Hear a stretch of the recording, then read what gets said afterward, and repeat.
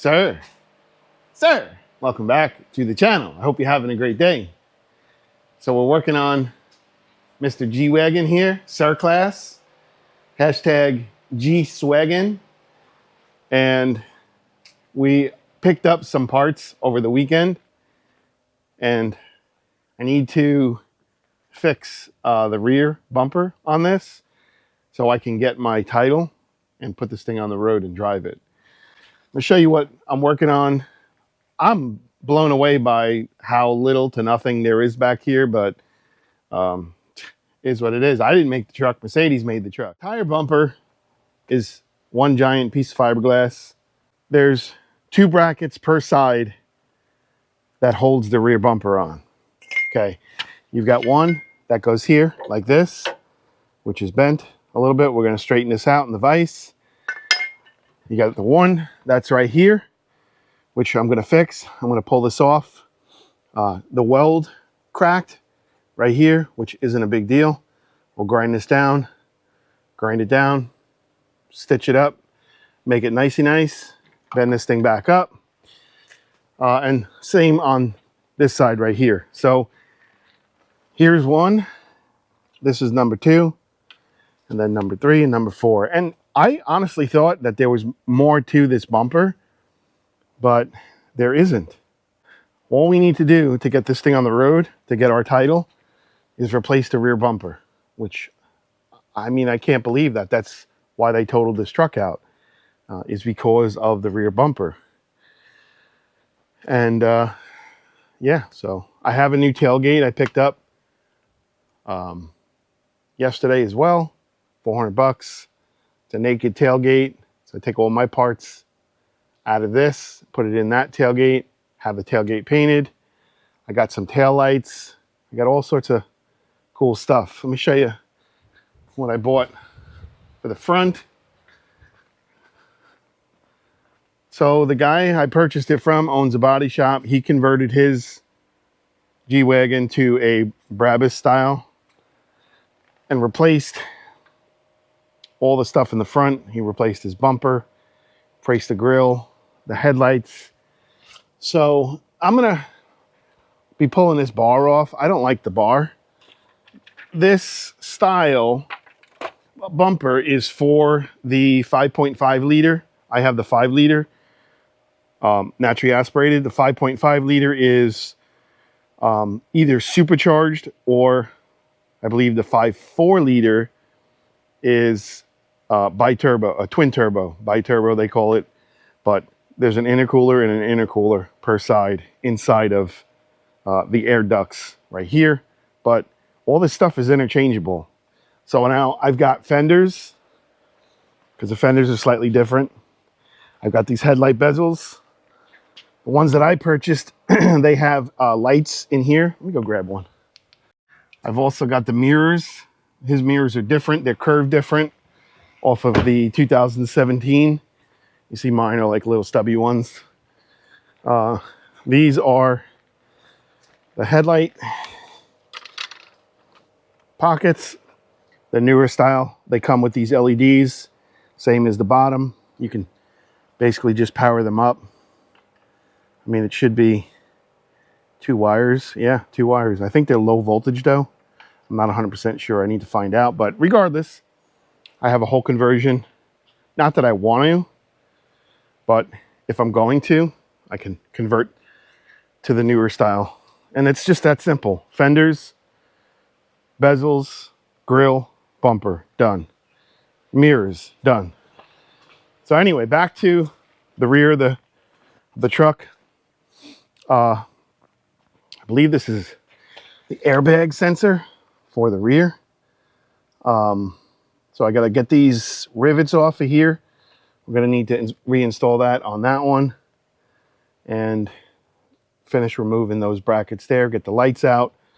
Since this was hit, I got to replace the bulb inside of here. No big deal.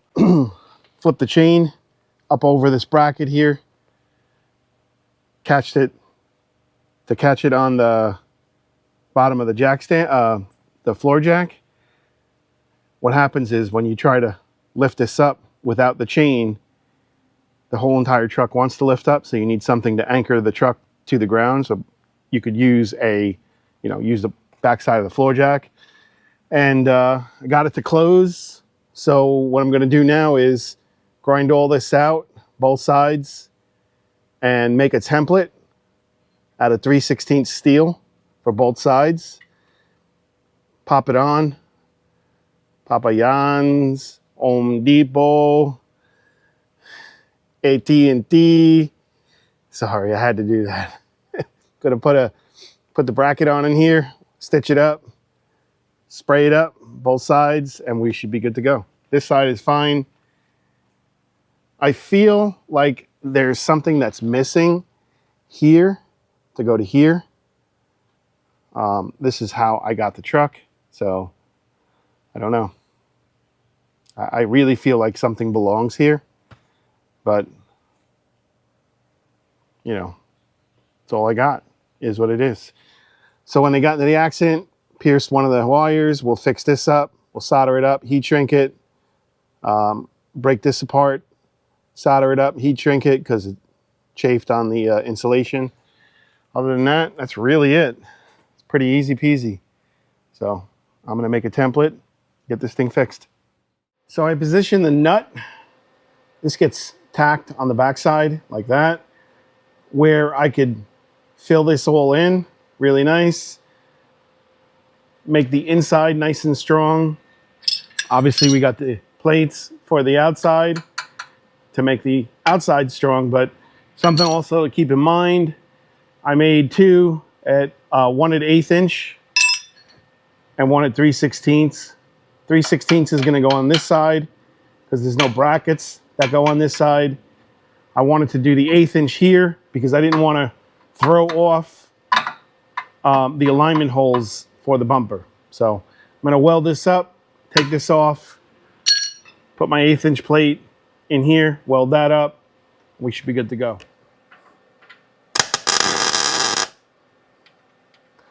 Ow.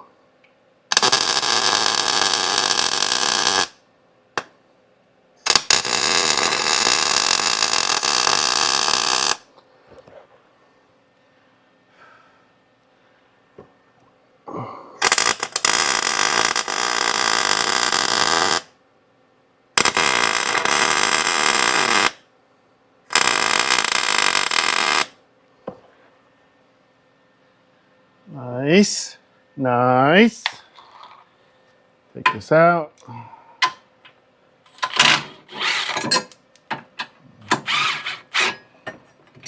This.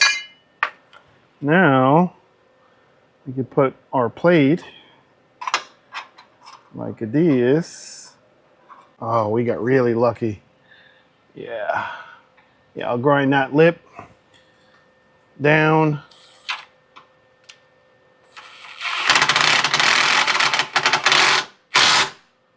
This. And we'll stitch this up. There we go. And we'll do the other side. And then our bracket will go right back on where it needs to be. It's another thing we had to keep in mind. Got this little bracket right here that supports the inner fender. So watch. This bracket goes like this. See? And that's why we wanted to use 1/8 inch. If it made it too big, probably wouldn't have fit this thing in here. It would have been a little bit of a nightmare. So I'm gonna go get the flap disc, clean this up because that's how I do it. Now, don't get me wrong, it looks good, but I just wanted to look a little nicer. There you go. Like somebody actually took the time and gave 2 cents how it looked. Much better.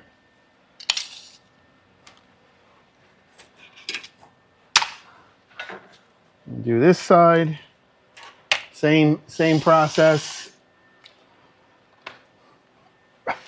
Only difference is I don't have a square nut for up here. Not a big deal. Not the end of the world. Those are hot, these jokers. Don't feel like putting my hands all over them. This is gonna go like this. Make sure we're all cleaned down to bare metal, which we are.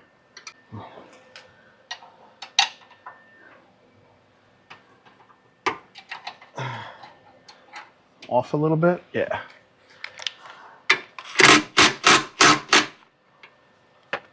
There we go. Put our nut on it like this, just to keep some pressure on this plate. All right.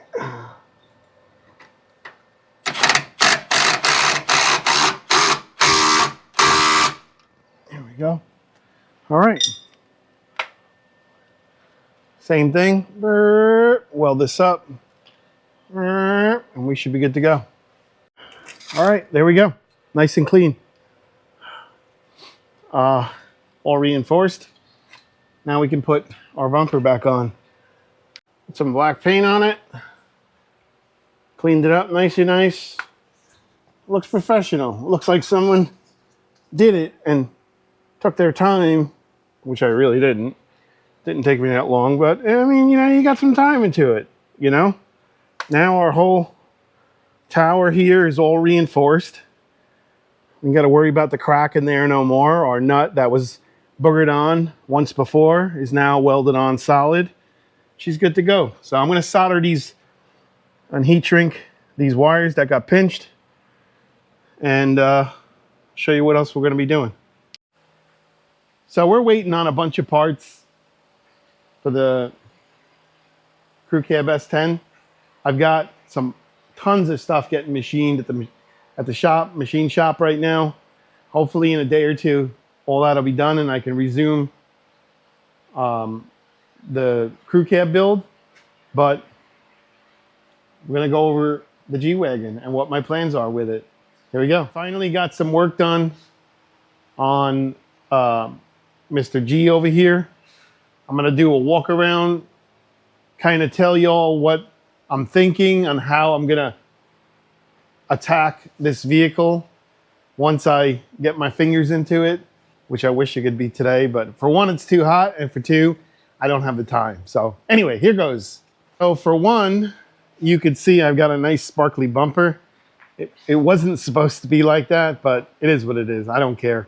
It's just temporary until it passes inspection and obviously until it gets painted. But our new tailgate is put on. Absolute nightmare. There's some dings and dents on it, which really isn't that big of a deal compared to what was there existing. Paid $400, like I said, for the tailgate. Got some pieces I still got to finish putting on it.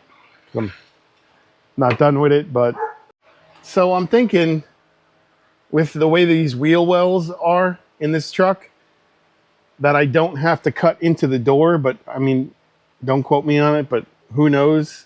It kind of looks like I won't have to, you know, but we'll see once we cross that bridge.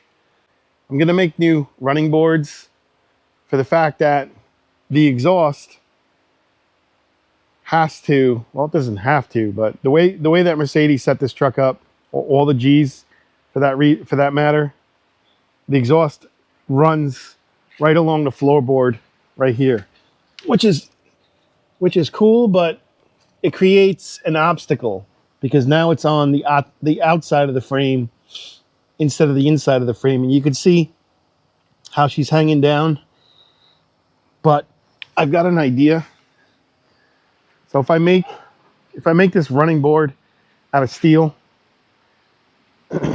bead roll something in here really nice, and then have an opening, you know, obviously trimmed out accordingly, but have the tips exit out here, I think that would look really sharp because then you could paint the running boards and you really won't see the exhaust. You won't know that it's there. All right, so another obstacle is going to be this ABS motor. Honestly, well, I was thinking I wasn't going to need this, but you've got some monster plug right here that powers that. I thought it was just a little sensor. That is definitely going to be in the way. I can almost guarantee it and put money on it, because for one, the tire is probably going to be up to here. And again, these are just some things I'm noticing before I even get started. You have to assess the situation. These are 22s. They're probably not going to work, so I'd have to go with 20s in the front, because the tire has to tuck inside of here. It's no different than the S10. When it cycles, it's going to come back into here, and it's going to rotate the axis towards the outside of the truck. So hopefully I can do something with that, turn it sideways or something. I don't know. We'll have to see. Move it. You know, we'll cross that bridge once we get there, but that is definitely going to be an obstacle. The booster, on the other hand, I don't think so much. You know, it's not like it's a standard booster. You got all these fancy plugs in it and stuff, because it all works, you know, along with the brake system. And the difficult thing about this truck is it's not like an LS motor where you can disable things. Everything that's on this vehicle, they all kind of mesh with one another. So I've been calling around, seeing if I can get someone to that knows what they're doing with the computer, and I can't. So it's one of those things. So it is what it is. We're just gonna have to move it and make it work. If I have to shorten the lines up or lengthen the lines up or do something, then so be it. It is what it is. But this is a cool motor. It's a 5-liter naturally aspirated. These things run forever, 500,000 miles easily. This motor holds 8.5 quarts of oil. I just went and got some Mobil 1 for it today, sitting on the ground right there. Going to do an oil change on it. But yeah, so problem, brakes up front, moving that stuff. Second problem is the steering box. Now, the steering box is mounted on the outside of the frame rail. It's not like your typical steering. You would see it kind of has, I don't know, like almost like a center link. And then it goes to the other side, and then it goes to the back side, if you can see, of the differential. So yeah, that is going to be a challenge. Let's see how this works. I'm just kind of showing you guys. So look at the spindle. It has front and rear steer on it. So the front works to the steering box, and the rear goes to the other axle. That's actually really neat. So I've never seen anything like that, and I'm sure you guys haven't either, but definitely not going to work using that differential. It's going to have to be independent front suspension. And as far as the amount of room, we're good. You can see the frame rail right there. It's probably, again, not going to be any different than the S10. I could probably narrow them a little bit. The towers would have to be cut off, but we're going to go with a chassis from scratch. I'm going to make, more than likely, because the chassis on this hangs below the rocker. You see it right here, like this. Probably in excess of 2 inches, but this chassis is 6 inches thick. So front end, it's kind of going to be a little bit of a nightmare, but not so much, because we're going to go with a full chassis. Now the rear end, on the other hand, show you something really neat.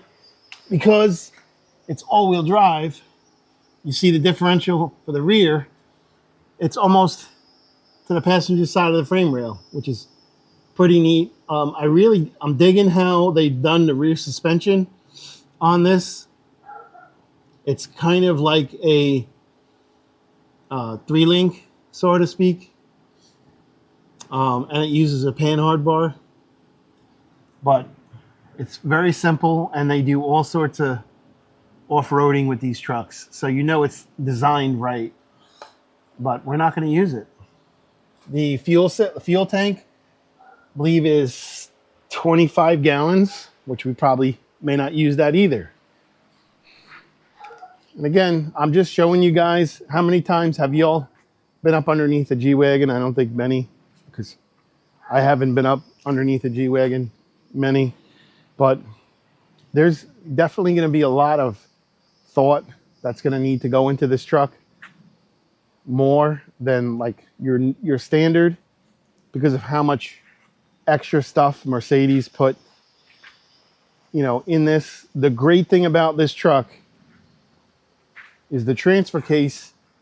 To convert this to all-wheel drive, they call it divorced.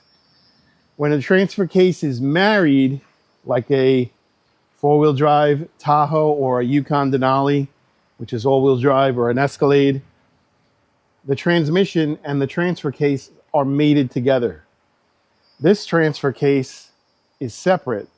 So you have your two-wheel drive transmission, mini jack shaft goes to the transfer case, your drive shaft to the front, your drive shaft to the rear, and now you've got it all-wheel drive. So there's a lot of stuff that's going to have to get changed on it. It's kind of one of those things. Cool thing, I don't know if you all know this or not. Fold this seat up. Battery is actually located right underneath here. You got to remove the cup holder, and this thing slides right up. And there's two batteries. There's a primary, which is underneath there. I'm pretty sure there's an auxiliary battery up in here somewhere. Most of them do. But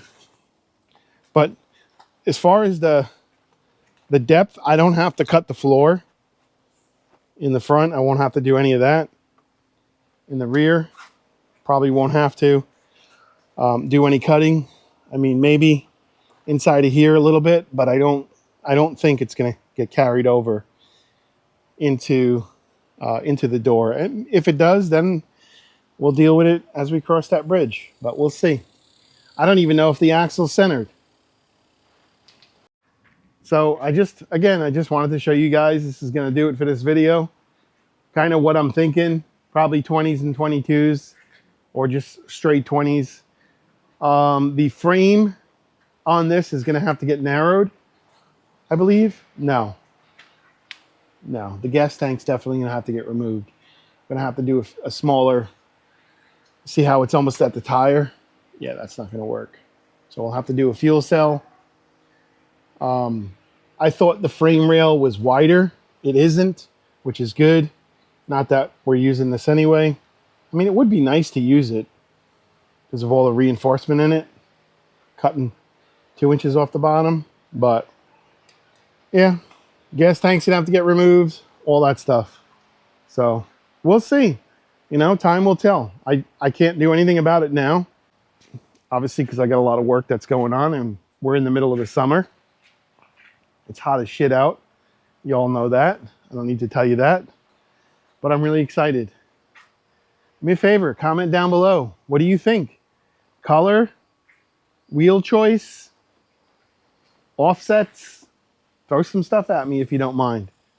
I'm not saying this and jinxing myself. I'm pretty certain this will be the first G-Wagon ever bodied. There's low, they are out there lowered in Japan and in the States with air suspension, but none that lay rocker. So we'll see what happens. Time will tell. As always, I appreciate each and every one of you, because without you, these videos are not possible. I'm going to change my oil, sweat my butt off, and get this thing ready to get on the road. Just waiting on the title. So have a great day. Enjoy your week. Be kind to one another, and we'll catch you on the next one.